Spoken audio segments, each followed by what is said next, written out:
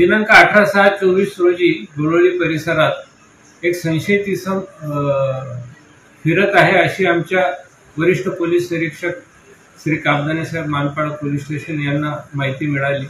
त्यांच्या माहितीवरनं त्यांचे गुन्हे प्रकटीकरणाचे अधिकारी API राळेभात आणि API आंधळे यांनी त्याला बातमीची शहानिशा करण्यासाठी पाठवले. ते जेव्हा घटनास्थळी गेले तेव्हा तिथे त्यांना एक इसम संशयितरित्या आढळून आला. त्यांनी त्याचं नाव विचारलं असता अंकुश राजकुमार केशरवाणी असे नाव सांगितले.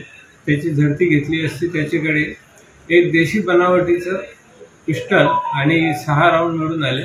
तसेच 2 मोबाईलही मिळून आले. ते आम्ही 2 पंचांसमक्ष ताब्यात घेतलेले आहे.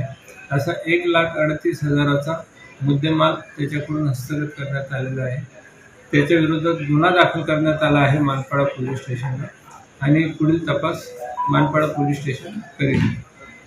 कोणार्क, अपना शहर अपनी बातें.